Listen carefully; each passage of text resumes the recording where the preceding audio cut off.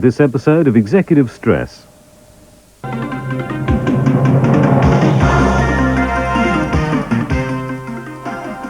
Hello and welcome to the 7:30 report. I'm John Jost.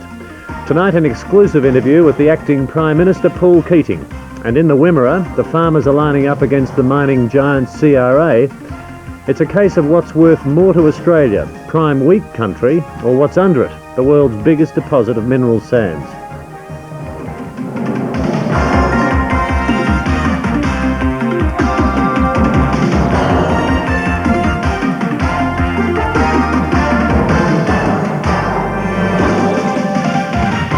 Deposit under the black dirt plains of the Wimmera.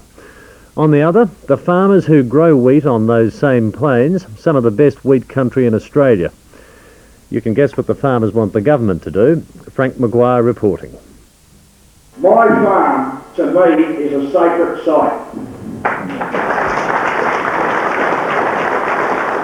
That's the level of emotion in the fight for some of Australia's best wheat growing land that also contains huge amounts of rare earth elements and so-called lifestyle minerals. The only precedent I know that gets anything like it in national terms is perhaps Roxby Downs, where I think they've given up trying to prove any more ore reserves because there's enough there for a very, very long period of time, and the Latrobe Valley brown coal deposits. Despite the enormity of the find, the farmers who packed out this public meeting last Friday at Rapanyup, population 400, pledged to fight for their own land rights. I hope that this community continues to fight very much for its rights. I can assure you the Victorian Farmers Federation will be standing right behind you. And I'd like to conclude my little address here with a quote from the Bible, which says in Proverbs, verse 26, that he who diggeth a hole falleth therein. Mining giant CRA, whose subsidiary Wimmera Industrial Minerals made the discovery, was even told it wasn't wanted or needed in the Wimmera. The chairman in his remarks, I think, concluded with the statement, we don't want them, we don't need them. I must admit it's the first time I've heard him say that, but he's now on the record anyway, at least we know where we stand.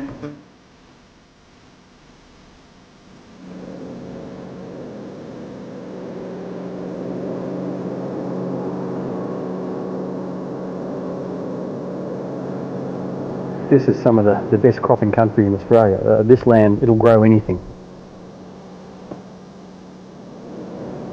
I'm the third generation of our family to be farming here. So over that time, I guess we've built an affinity with our land. You know, we, as well as seeing it as a tool of our trade, it's also something that's part of us. You know, there's no better sight to a farmer here than to be looking out over this landscape and looking at land that's prepared for cropping, and you know, to be watching the storm clouds rolling in. It's just a great feeling. It's our home. The Matthews and about 100 other families have been told they might have to surrender their land and their heritage to the search for the heavy minerals. Wimmera farmers want the right to veto mining on their land. The issue has become so controversial, it has even topped the rain as the major talking point. Still not enough, is it, to sow? No, not really. Oh, well, maybe next week. And what about the Chapman family? They've been on this land for over 100 years. What's the feeling amongst the family? Well, it's, you know, the worry that your viability's gone. And the ironical part is that Keith's great-grandfather settled 110 acres back in 1876, and that's the only part that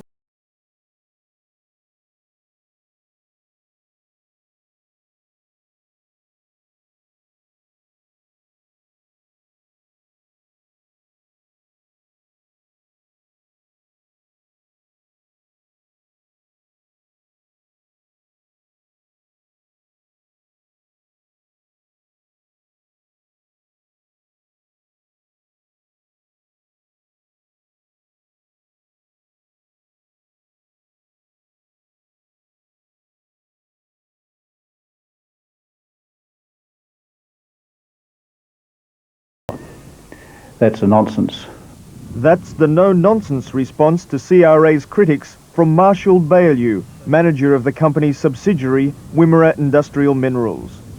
Well, these deposits would seem to have the potential to last world-scale mining and processing applications for several centuries. It's a scale on which it's difficult for even those of us involved in the industry to comprehend. The potential is very great indeed, but the recovery method has not been proven. If it can be proven, are we talking about hundreds of millions of dollars? Yes, annually, and for very long timescales indeed. We're talking centuries, not decades. I would say, in world terms, my understanding would be they're the largest undeveloped resources in the world. And this gave you the first indication of how valuable the mineral sands were. Well, this was the proof. This was the proof in the pudding. CRA argues that mining will bring significant benefits to the district and offers a new lifestyle to Horsham, the main town in the heart of the Wimmera. But lifestyles change slowly in a town like Horsham, where it's a big night when the local pub hosts a master course in beauty and makeup. Maybe someone should have told them that the mineral sands threatening to change the face of their town even go into cosmetics and sunscreens. You'll find that you'll start to line much more easily. So we're there to protect the skin, and if we can make that skin thicker again, all the better. If your eyes are on me, you're looking at country. They're often called the lifestyle minerals. So everywhere we look, we see colour, we see paint, we see building products. That's the basis. In addition, we've got, with zircon, we've got the ceramic products, glazes, etc. in bathrooms, and bathroom furniture is a very typical application, but also in high temperature refractory applications. And then the rare earth elements themselves are used in computers and television tubes and a wide range of high technology applications, including interest in such things as superconductors, which is looking a bit of space science or a bit of future science. Mining is regarded as something of a future shock. The punters were blissfully unaware that mineral sands even go into components of TV sets. For more than 2 years, CRA has been trying to develop a new processing method for mineral sands at its research plant in the Murray Basin near Horsham, at the foot of the Grampians. The problems are considerable. The potential is enormous. We would like to think that the problems can be resolved. The problems really amount to a viable way of recovering these fine-grained minerals from the fine-grained sand in which they're located. That has not presently been done anywhere in the world.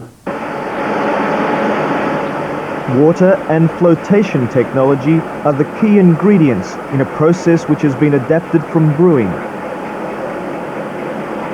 CRA expects to risk up to $50 million trying to make this process commercially viable by 1994 to extract the heavy minerals.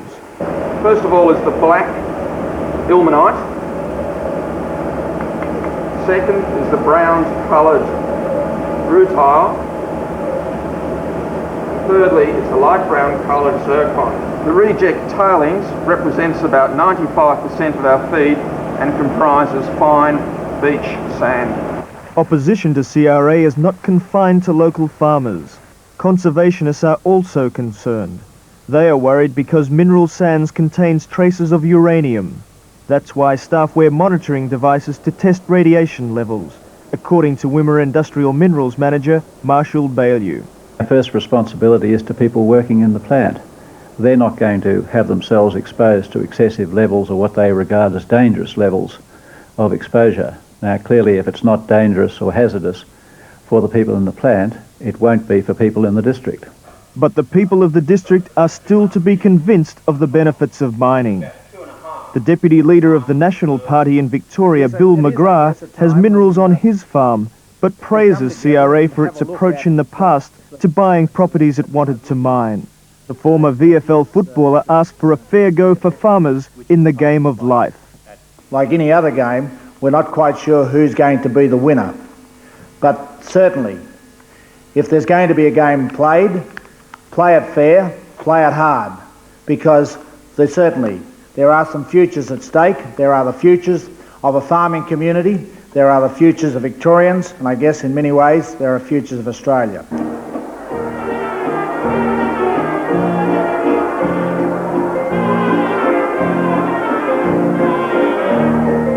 But a country mile down the road was almost an eternity away from the controversy over whether mining would contaminate the area's water supply and if the land would ever be as fertile again. It's the debutantes' ball at Murtoa, where those who have escaped the meeting and those like Bill McGrath who came afterwards have joined in the dancing. The youth of the area once believed they would inherit the earth. That earth is now potentially worth $1 million per hectare to CRA. So it's a ginger ale toast to the future. Well, the future's uncertain, but I'm sure that you've got a great future. Go do it. All the best. Good luck. Frank Maguire reporting. Camera crew there were Tim Bates and John Peterson, and the editor was Sean Lander.